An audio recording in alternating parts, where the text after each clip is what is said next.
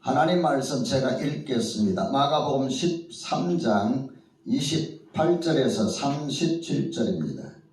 무화과나무의 비유를 배우라. 그 가지가 연하여지고 잎사귀를 내면 여름이 가까운 줄 아나니 이와 같이 너희가 이런 일이 일어나는 것을 보거든 인자가 가까이 곧 문 앞에 이른 줄 알라. 내가 진실로 너에게 말하노니 이 세대가 지나가기 전에 이 일이 다 일어나리라. 천지는 없어지겠으나 내 말은 없어지지 아니하리라. 그러나 그날과 그때는 아무도 모르나니 하늘에 있는 천사들도 아들도 모르고 아버지만 아시느니라. 주의하라, 깨어 있으라. 그때가 언제인지 알지 못함이라. 가령 사람이 집을 떠나 타국으로 갈 때에 그 종들에게 권한을 주어 각각 사물을 맡기며 문지기에게 깨어 있으라 명함과 같으니 그러므로 깨어 있으라. 집주인이 언제 울는지 혹 저물 때일는지 밤중일는지 다 울 때일는지 새벽일는지 너희가 알지 못함이라. 그가 호련히 와서 너희가 자는 것을 보지 않도록 하라. 깨어 있으라. 내가 너에게 하는 이 말은 모든 사람에게 하는 말이니라 하시니라. 아멘.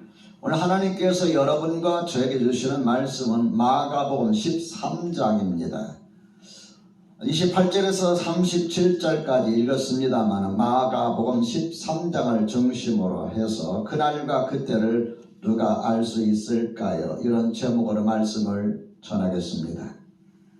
오늘 본문 말씀은 말세에 관한 내용을 담고 있습니다. 예수님께서 죽으시기 전 한 주 전에 여러 가지 말씀들을 전해주시고 잘못된 것들을 깨우쳐 주셨는데 이 주간에 가장 예수님께서 강조한 시간을 많이 할애하면서 말씀하신 내용이 뭐냐면 말세에 관한 것이었습니다. 집중적으로 제자들에게 말씀하셨다 해도 과언이 아니다라고 할 정도로 이렇게 많은 말씀들을 말세에 관련돼서 말씀하셨습니다. 오늘 본문의 말씀을 통해서 하나님께서 여러분과 저에게 주시는 메시지는 세 가지입니다. 첫째로 영적으로 누구에게도 속지 않아야 합니다. 영적으로 누구에게도 속지 않아야 합니다. 우리 5절과 6절의 말씀 13장 5절과 6절의 말씀을 같이 한번 읽어볼까요? 시작. 예수께서 이러시되 너희가 사람의 미혹을 받지 않도록 주의하라. 많은 사람이 내 이름으로 와서 이르되 내가 그라 하여 많은 사람을 미혹하리라. 예수님께서 반복적으로 말씀하신 그 단어가 있지요. 5절과 6절에서 두 번 반복하셨는데 뭐라고 그랬습니까? 미혹하다라는 단어를 두 번 사용하고 계시다 하는 것을 알 수가 있습니다. 5절에 사람의 미혹을 받지 않도록 주의하라. 또 6절에 많은 사람을 미혹하리라 이렇게 말씀하시고 있어요. 13절에도 보면은 할 수만 있으면 택하신 자들을 미혹하리라 이런 말씀이 있는 것을 봅니다. 이 미혹이라는 단어를 제가 헬라어 그 원사전을 찾아보니까 어떤 의미가 있느냐는 속이다, 꿰어내다, 잘못된 길로 이끌다 이 단어가 미혹이라는 성경에서 사용하고 있는 단어입니다. 그러니까 미혹한다는 말은 내가 가던 길을 잃고 헤매게 만드는 것, 내가 가던 길을 잃고 헤매게 만드는 것이 바로 미혹이라는 겁니다. 여러분과 내가 지금 신앙생활 잘하고 있어요. 그런데 여러분 믿습니까? 여러분이 저와 신앙생활하면서 이걸 믿지 못하고 확신하지 못한다면 큰 문제예요. 여러분과 제가 신앙생활을 잘하고 있습니다. 이 잘하고 있는 길에서 벗어나서 길을 잃어버리고 헤매게 되면 그것이 바로 미혹이다. 우리가 이렇게 미혹을 받는 이유가 뭐냐? 6절에 보면은 많은 사람이 내 이름으로 와서 내가 그라 하였는데 이 그라는 건 누굴 말하냐면 그 그리스도를 말합니다. 그분이라는 말이에요. 마태복음 24장 11절과 24절에 보면 거짓 선자들이 많이 일어나 많은 사람을 미혹하겠으며 거짓 그리스도인들과 거짓 선지자들이 나서 이적과 기사를 행해 할 수만 있으면 택하신 자들을 미혹하리라고 22절에 그랬어요. 왜 우리가 미혹당합니까? 이렇게 정상적으로 목회를 하고 정상적으로 신앙생활하면은 여러분 미혹당하는 것이 아니라 감동을 입습니다. 이해가 되시죠?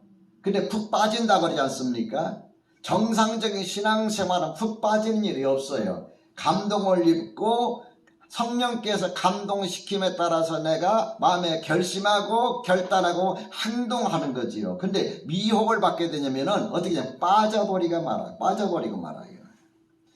왜 우리가 미혹을 당하느냐? 거짓 그리스도들과 거짓 선지자들이 우리를 미혹할 때 이적과 기사를 행한다. 그래서 할 수만 있으면 택하신 자들, 미혹도 여러분 아무나 미혹하는 게 택하신 자들을 미혹한다고 그랬어요. 여러분이 한 가지 꼭 기억해야 하실 것은 오늘날의 신학, 제가 이제 신학 7년을 공부를 했는데요. 오늘날의 신학, 이 신학은 어떠한 사람의 이론이 아닙니다. 모르시는 분들이나 이런 분들은 신학은 누구 사람의 이론이 아니냐라고 말하는데 틀린 말은 아닌데 정답이 아니에요. 신학이라는 것은 어떻게 생겼느냐 하면 사도 시대부터 역사적으로 거슬러 올라오면서 많은 이단들이 생깁니다. 그 이단들을 대처하기 위해서 회의를 하고 회의에서 결과가 모아지고 또 세월이 지나다 보면 또 이단들이 이상한 주장들이 나오고 학설들이 나오고 그래서 교회들이 모아서 교회 지도자들이 모아가지고 또 같이 회의를 하고 또 결론을 내고 그래서 만들어지고 모아지고 세계적으로 정립된 게 신학이에요. 그러니까 신학이라는 것은 누가 한 사람의 이론이 아니라 2000년 가까운 역사성을 가지고 있는 것이 신학입니다. 여러분 이해가 되셨나 모르겠습니다. 여러분 신앙생활 하면서 특별히 여러분 주위에 어떤 분 이런 분이 있다면 조심해야 됩니다. 특별한 것을 특별히 강조하거나 그것을 말하자면 지나치게 강조하거나 주장하는 것들은 10중 8구는 이단성이 있어요. 뭘 막 몰아간단 말입니다. 그러면 지나치게 한쪽을 강조한단 말입니다. 이게 전부 다 이단들의 특징이에요. 보편적으로 모든 사람들이 이렇게 수용하고 모든 사람들이 생각하고 합리적이라고 여기지 않아 특별한 것을 가지고 막 주장을 하고 몰고 가고 하는 이런 주장들은 거의가 이단이다 생각하면 여러분이 딱 맞을 겁니다. 여러분 우리가 신앙생활하면서 이런 잘못된 것들로부터 항상 조심해야 돼요. 예수님께서 산상수훈이라고 해서 마태복음 5장, 6장, 7장을 거쳐서 하나님의 백성들이 이 땅에 살면서 어떻게 살아갈 것인가를 다 말씀하시고 마지막 말씀이 뭐냐면은 마지막 말씀이 좁은 문을 택하라, 좁은 길로 가라 그렇게 하시고 뭘 말씀하시느냐면 거짓 선지자들을 삼가라. 좁은 문으로 택해서 좁은 길로 가는 그 길목에 누가 있느냐면은 거짓된 자들이 있다 그 말이에요. 그러면서 예수님께서 이렇게 말씀하셨습니다. 양의 옷을 입고 너에게 나오나 속에는 노략질하는 일이라. 양의 옷을 입었다. 이 목회자들은 좀 어떻게 보면 좀 뻣뻣하잖아요. 좀 권위주의적이죠. 근데 이 거짓 선제 특징이 뭐예요? 양의 옷을 입었어요. 얼마나 여러분 때로는 친절하기도 하고 얼마나 헌신적이에요. 그런데 그 속에 뭐가 있어요? 노략질하는 일이라고 그랬어요. 일이 짐승과 같다 그 말이에요. 그럼 주님께서 하신 말씀이 그들의 열매로 그들 알지니 가시나무에서 포 또는 엉겅퀴에서 무화과를 따겠느냐? 이와 같이 좋은 나무가 아름다운 열매를 맺고 못된 나무가 나쁜 열매를 맺나니 좋은 나무가 나쁜 열매를 맺을 수 없고 못된 나무가 아름다운 열매를 맺을 수 없느니라. 아름다운 열매를 맺지 아니하는 나무마다 찍혀 불에 던져지느니라. 그러므로 그들의 열매로 그들 알리라. 열매가 뭘까? 성경학자들이 고민하면서 주석하는데 그 보면은 크게 두 가지를 말해서, 하나는 그 사람의 인격, 이 사람이 진짜 거짓 선지자인지 아닌지 보면은 인격을 범한다.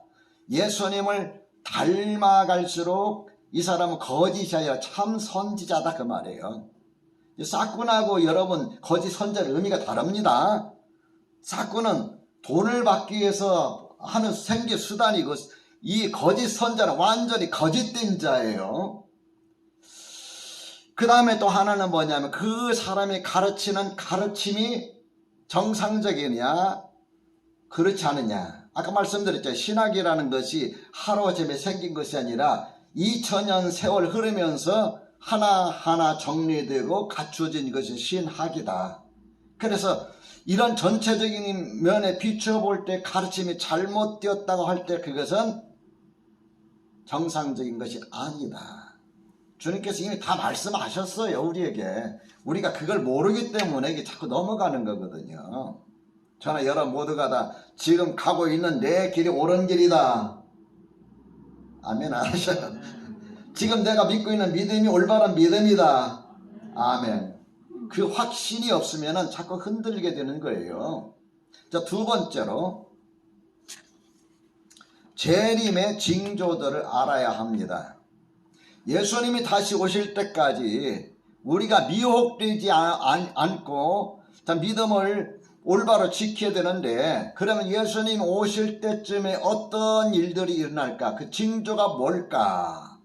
4절의 제자들의 질문에 대해서 예수님께서 5절, 6절, 5절에서 37절까지 답변하신 거예요. 4절에 보면은 뭐라 그러냐면, 우리에게 일어서서 어느 때 이런 일이 있겠사오며 이 모든 일이 이루어지려 할 때 무슨 징조가 있습니까? 라고 물었을 때 예수님께서 이제 5절에서부터 쭉 마지막까지 재림에 대해서 말씀하고 계신다 하는 걸 볼 수가 있습니다. 이건 마태복음 24장에도 나와 있고요. 누가복음 21장에는 한 장을 걸쳐서 재림과 관련된 말씀을 하고 계신다. 마태복음, 마가복음, 누가복음 필히 말씀하고 있다는 걸 알아야 됩니다. 그러게 여러분, 재림의 징조들이라 했는데 어떤 징조들이 있을까요? 지금 여러분 가을이죠? 맞습니까? 가을하면 어떤 징조들이 있어요? 벌써 나무 보면 어떻게 됩니까? 파릇파릇하던 것이 조금씩 울긋불긋 물들어. 아, 가을이구나. 이제 낙엽이 떨어져 하나둘, 그럼 뭘 생각합니까? 겨울이 가까이 와. 징조예요, 이게. 우리가 그런 걸 알면서도 여러분 주님이 오실 징조를 모르고 있다면 이거 얼마나 무지한 겁니까? 그래서 저와 여러분은 적어도 무지하지 않는 재림에 대해서 이것만큼 확실히 아시기를 주님의 이름으로 부탁합니다. 크게 네 가지를 말씀드렸어요. 한 가지는, 첫째는 난리와 난리, 국가 간의 전쟁, 기근과 지진이 있을 것이다. 7절과 8절에 있는 말씀이에요. 누가복음 21장 11절에 보면은 곳곳에 큰 지진과 기근과 그 다음에 뭘 더 하고 있느냐면 전염병이 있겠고 그랬어요. 코로나19 심상치 않잖아요. 전 세계적으로 확산되고 있잖아요. 됐잖아요. 많은 사람들 죽어나가지 않습니까? 성경을 연구하는 학자들은 유심히 관찰하고 있어요. 이 코로나 죽느냐 사느냐가 아니라 이 사건이 주님 재림과 어떤 관계를 혹시 갖고 있지 않는지 이 살펴보는 거예요. 벌써 잎사귀에 노릇노릇하기 시작하면 아, 가을이 가까웠구나 알 수 있듯이, 먹구름이 저쪽에서 몰려면 소나기가 오겠구나, 이거 우리 알고 있는 상식이잖아요. 우리가 주님이 오시는 그 징조도 알아야 되는데 그럼 어떤 징조가 있느냐, 그냥 무조건 모르고서 기다리는 건 안 되잖아요. 그래서 주님께서 하신 말씀이 난리와 난리의 소문이 있겠고 나라와 나라 전쟁이 있겠고 그 다음에 기근과 지진이 있을 것이다. 누가복음에서는 전염병이 있겠다. 이것이 8절 하반절에 본 재난의 시작이라, 시작에 불과하다. 이해가 되셨으면 아멘. 이거 잘 아셔야 됩니다, 여러분. 절대 여러분 예수님이 여기 오셨다 저기 오셨다 그리스도가 여기 있다 저기 있다 믿지 마세요. 아셨죠? 이런 징조가 없으면 주님 아직 안 오시는 거예요. 두 번째, 자 10절 말씀을 한번 읽어봅시다. 10절 시작. 또 복음이 먼저 만국에 전파되어야 할 것이니라 그랬어요. 재림의 징조 가운데 두 번째 징조가 뭐냐 하면은 복음이 땅끝까지 전파되어야 한다. 마태복음 24장 14절에 보면은 이 천국 복음이 모든 민족에게 증언되기 위하여 온 세상에 전파되리니 그제야 끝이 오리라. 복음이 땅끝까지 전파되어야 끝이 오는구나. 주님 오실 때가 가까이 오는구나. 그래서 이런 면에서 보면요, 참 아프리카 가나 선교하는 현주 선교사님 큰 역할을 하는 거예요. 선교사님들이 나가서 복음을 전할 때에 열매가 있느냐 없느냐 그보다 더 중요한 것은 그분들이 나가서 복음을 전하 많은 사람들에게 복음을 들을 수 있는 기회를 주고 땅끝까지 복음이 전파될 때 그제 끝이 오리라 했으니 선교사님들이 하는 일은 주님이 오시는 날을 앞당기는 거다. 주님 빨리 오기 원합니까? 늦게 오기 원합니까? 늦게 오기를 원합니다 하는 사람은 살만하니까, 빨리 오기를 원합니다 하는 사람은 사는 것이 힘드니까. 그러나 여러분, 참 이 땅에 살만한 사람들은요, 실제 믿음이 좋은 사람들은 이 땅이 이렇게 살만한데 더 살면 좋겠다라는 것보다도 진짜 믿음의 사람은 천국은 얼마나 살기 더 좋을까. 여러분 그렇게 생각하십니까? 아멘.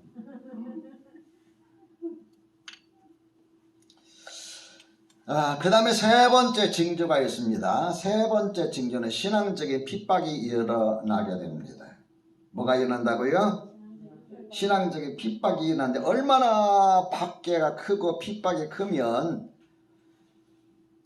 26절 26절 20절 자 20절 읽어봅시다. 시작. 만일 주께서 그 날들을 감하지 아니하셨더라면 모든 육체가 구원을 얻지 못할 것이거늘 자기가 택하신 자들을 위하여 그 날들을 감하셨느니라.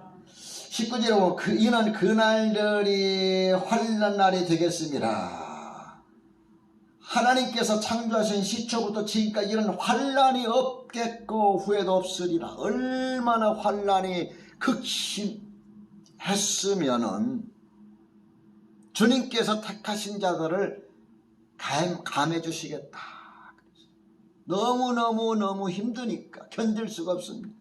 그래서 또 다른 성경에 보면은 13절에 보면은 뭘 말씀하고 있느냐 하면은 끝까지 견디는 자는 구원을 받으리라. 이 환난이 올지라도 낙심하지 말, 끝까지 우리가 견뎌야 된다. 주님께서 그 날들을 감해 주시기 때문이다. 근데 여러분 웃기면서도 재미있는 현상이 뭐냐면은 믿음에서 이탈한 이단들이 기존 교회로부터 이렇게 비난을 받고 이렇게 할 때 그 사람도 이걸 인용을 해요. 좀 웃기지 않습니까?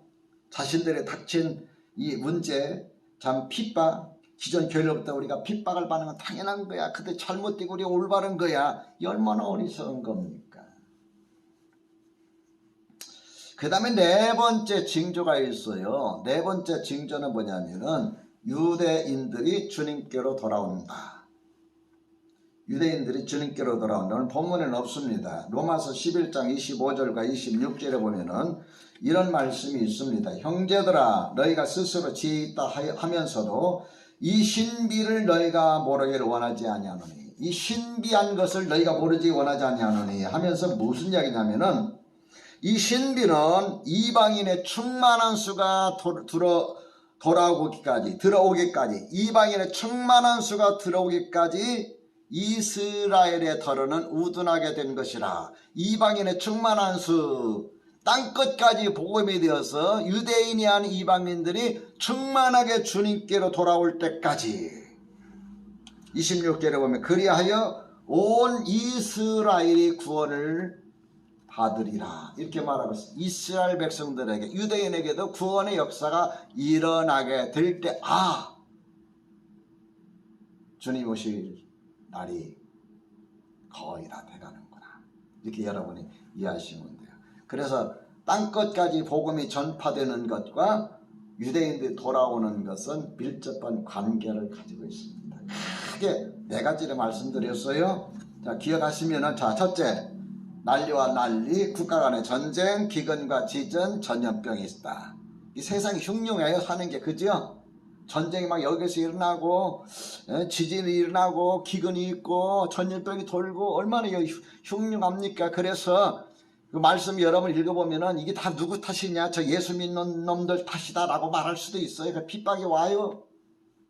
두 번째로 땅끝까지 복음이 전파되어야 된다. 땅끝까지 복음이 전파될 때에 네 번째로 이 유대인들이 주님께로 돌아오게 될 것이다. 그리고 세 번째로 뭐라 그랬어요? 신앙적으로 핍박이 일어나게 될 것이다. 얼마나 힘들면은 그 날들을 주님께서 감해 주신다라고 말씀하고 있습니다. 이것이 주님이 오실 일들에 대한 징조들입니다. 이러기 전까지는 주님께서 오시지 않으니까 여러분 미혹당하지 말라 그 말이에요. 예수님께서 왜 이야기하셨어요? 처음에 미혹이라는 단어를 썼잖아요. 미혹. 많은 사람이 내 이름으로 와서 미혹하리라. 택하신 자를 미혹하리라. 미혹이라는 단어를 쓰고 있어요. 여러분과 내가 미혹당하면 안 돼요. 미혹당한다는 것은 어린아이예요. 자, 학교 갔다가 이제 여러분의 자녀, 여러분이 지금 한 30, 40대라고 생각합시다. 초등학교 1학년 아이가 있어요. 학교 갔다 돌아오는데 누가 와가지고, 야, 아저씨가, 아줌마가 맛있는 거 사줄게.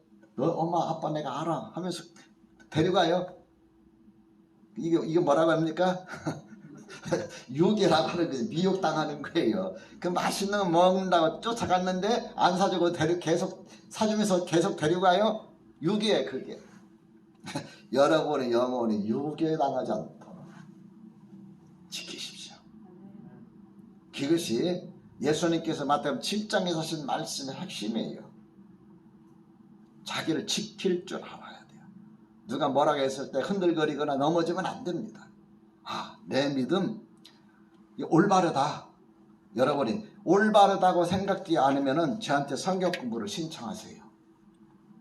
저는 그래도 대한민국에서 제일 보수적인 교단이라고는 장로교 고신교단의 목사입니다. 거기서 정상적으로 목사 고시 치러서 제가 목사 안수 받은 사람이에요.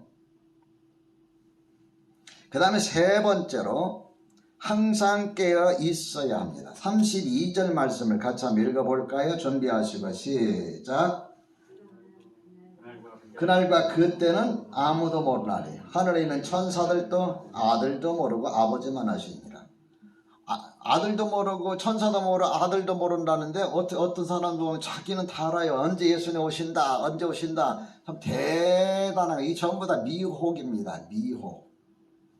아들도 모르고 아버지만 하신다는 이 말은 재림의 날은 전적으로 하나님 아버지의 주권적이신 일이다 그 이야기예요. 재림하시는 날은 전적으로 하나님 아버지의 주권적, 하나님께서 결정하실 일이다. 그러면 우리는 어떻게 해야 합니까? 그날 그 시를 알지 못하는데 어떻게 해야 합니까? 어떻게 살아가야 됩니까? 여러분이 가지고 있는 거 집 다 팔고 이렇게 하고 그냥 기다려야 됩니까? 예배당에 와서 우리는 한때 담임 선교인가 어디에서 막 난리를 치었죠. 주님께서 오신다 해가지고 하나는 옷을 입고 그냥 전부 다 담임 선교 그 예배당인지 뭔지 집회장소에 모여가지고 주님 오시기 기다리는데 왔어요 안 왔어요? 오셨어요 안 오셨어요? 안 오셨어요. 아 그래서 뭐라고 했습니까? 주님께서 오시는 날짜를 연기하셨다. 그 역사적으로 그 날이 있어요. 안식기가 그랬어요. 역사적으로.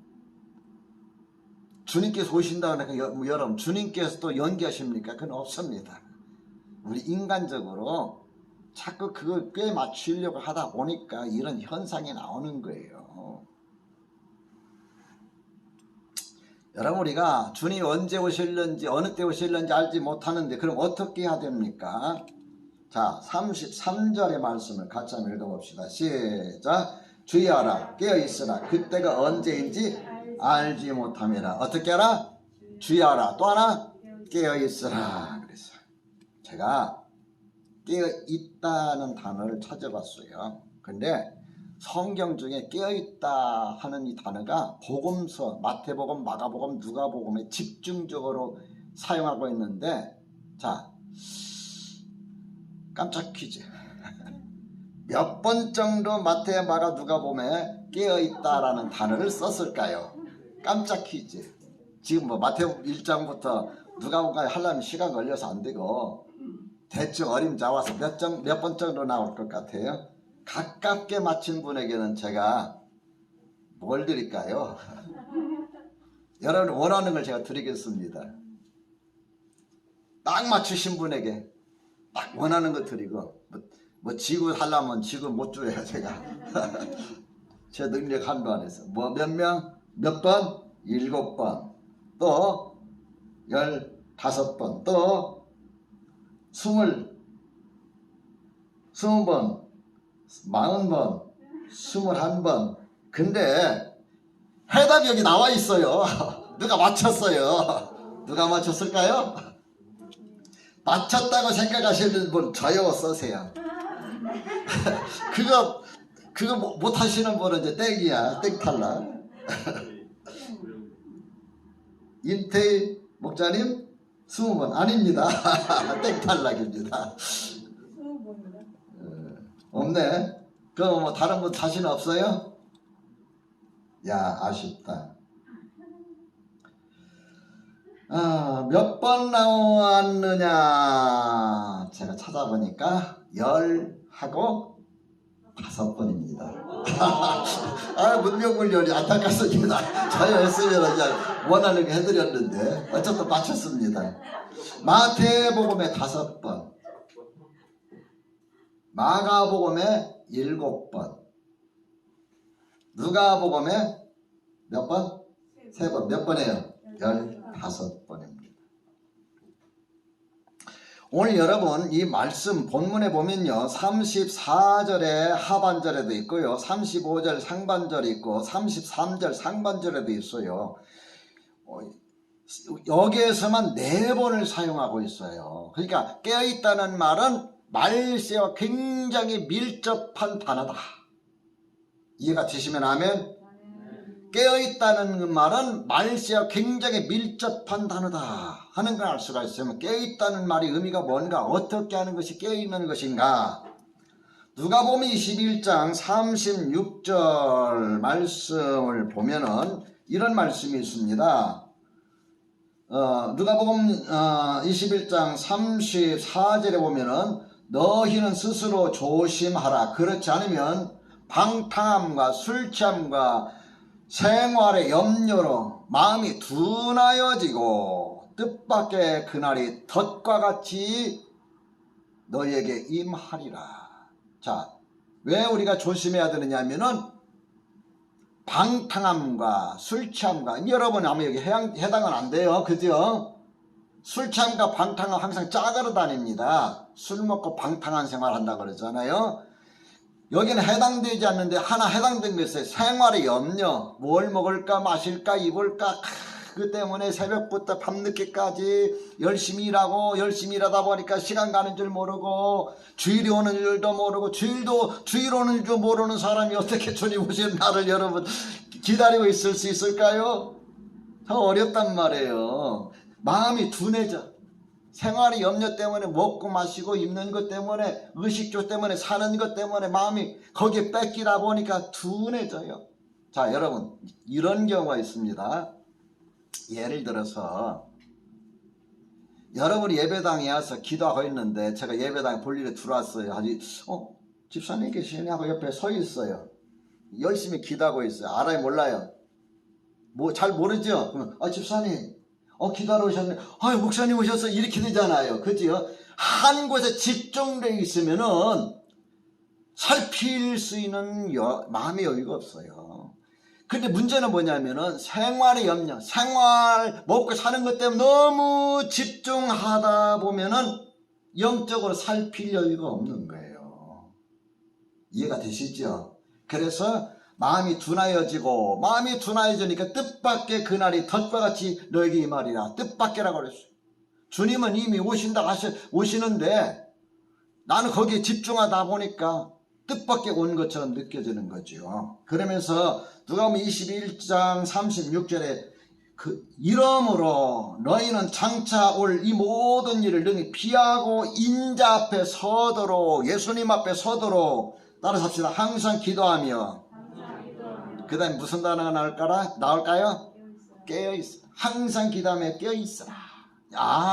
깨어있는다는 말이 무슨 말이에요? 항상 기도한다는 말이다. 믿으시면 아멘 합시다. 여러분, 항상 기도하는 이유가 어디 있어요? 나로 하여금 사는 것 때문에, 먹고 사는 것 때문에 아마 집중하지 않고 내가 영적으로 깨어있도록 만들어주는 것이 항상 기도하는 거예요. 마태복음 24장 36절에서 39절에 보면은 비슷한 말씀을 하고 있습니다. 그러나 그날과 그때는 아무도 모르나니 하늘의 천사도 아들도 모르고 오직 아버지만 아시느니라 하면서 무슨 말씀하시느냐면은 37절에 노아의 때와 같이 인자의 임함도 그러하리라. 여러분, 노아는 홍수가 날 것을 미리 알고 방주를 예비했어요. 언제 올지는 모르지만은 그렇죠. 방주를 예비하고 있었는데 그 다음에 38절에 홍수 전에 노아가 방주에 들어가던 날까지 사람들은 먹고 마시며 장가들고 시집가고 있으면서 홍수가 나서 그들을 다 멸하기까지 깨닫지 못하였다 그랬어요. 기도하는 그 자체는 나라가 영적으로 깨닫도록 만들어주는구나, 깨우쳐줄 뿐만 아니라 깨닫게 만들어주는구나 하는 것을 알 수 있습니다. 인자의 임함도 이와 같으리라 그랬어요. 여러분, 예수님 오시는 것에 대해서 여러분 염려할 하나도 없어요. 가장 중요한 건 뭐냐면은 항상 깨어 뭐하라고요? 기도해야 합니다. 항상 기도하고 깨어있으라, 항상 깨어 기도하라, 이 같이 다니는 단어입니다. 그러면 여러분이 작전기도 하든 작전기도 안 하든 항상 하나님 앞에 기도하는 삶을 살아야 내가 살아가는 생활에 내 마음 뺏기지 아니하고 늘 내가 주님 오시는 것에 대해서 이렇게 기다리는 마음을 가지고 주님 오실 때 아멘 주 예수에 어서 오시옵소서 하고 맞이할 수가 있습니다.